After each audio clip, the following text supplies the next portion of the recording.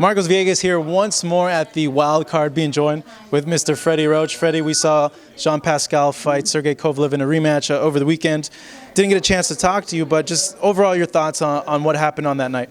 Well, you know, we had a really good training camp. We trained hard for the fight. We had a good game plan about box this guy and use left hand. And the thing is, everything we worked on changed after he got hit in the first round.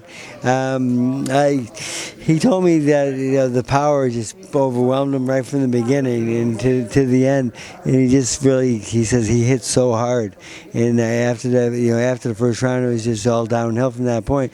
And I was going to start the fight after the sixth round, and he asked me for one more round. Please let me go out there. And I said, well, you got to go out there and show me you can win the fight. And he said, show me that you can make a difference in this. And he didn't do that, so I stopped the fight. And I got booed pretty big up there, but the thing is, I don't care about what they boo. I care about the fighter, and maybe he can go on to fight another day if he wants to, or something else. But I didn't want to see him take that punishment anymore. And he got hit enough in that fight enough for me to call the fight. So I told the referee that's it. And it's very, very difficult thing to do in my life, but the times I've done it, I think I've been right to do it, and it's just trying to help the fighter and save the fighter's life, actually, because that's who I care about as a fighter. Looking at the future now with John, did you speak to him about what's going to happen next? Are you guys still going to train with each other, or what's going to happen? I talked to him on the phone, and I said, you really have to see where you're at. I said, your next fight, you're going to have to come and be impressive, an impressive win. And if you don't do that, then there's no more HBO, without an impressive win somewhere along the line before he even gets on HBO again. To get back to that level again, he's going to have to prove to a lot of people that he's not washed up and he's a better fighter than he showed in that Kovalev fight. I do know, people do have people's numbers sometimes, and Kovalev definitely has his number.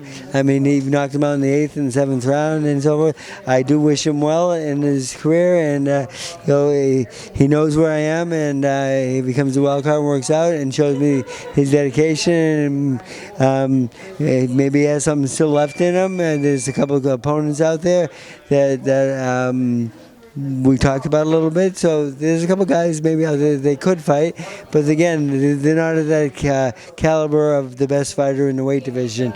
And we're, as far as Kovalev, we don't ever need to see him again. But the thing is, there are some other guys out there that he might be able to do well with. But again, he's going to have to come in here and get in shape and be serious and show me that he really wants to win. And he's got to let his hands go. And in the last fight after that, he felt that first punch, the power just devastated him, and then he was a little gun shy from that point on. And if that's going to be continuing, then I would suggest that he might retire. The winner, of course, was Kovalev. They're saying maybe Ward, Stevenson came into the ring. Between those two, how do you see each chances against a guy like Sergey Kovalev? Well, Stevenson got beat by my guy Pascal twice in the amateurs. And I was trying to get him settled down in the ring because I didn't want anyone, because it was all. And so I told him to settle down, and I didn't even know who he was. But oh, really? so you just see this guy just yelling, and then you're like, "What's going on?" He come down because my guy was trying to go shake Kovalev's hand and congratulate him. So I wanted my guy to do that because out of respect, you have to do those things. And so he kind of ruined that for me. And then my guy did come back and get to speak to him and say congratulations. He's the winner. He's the better fighter that night. And Stevenson is he's mouthy, but that was all planned. I heard because I saw him hugging in the dressing room later. Oh, okay. So it was all bullshit. So anyway, but I really wanted to see him and Ward, though. I think it's a great fight.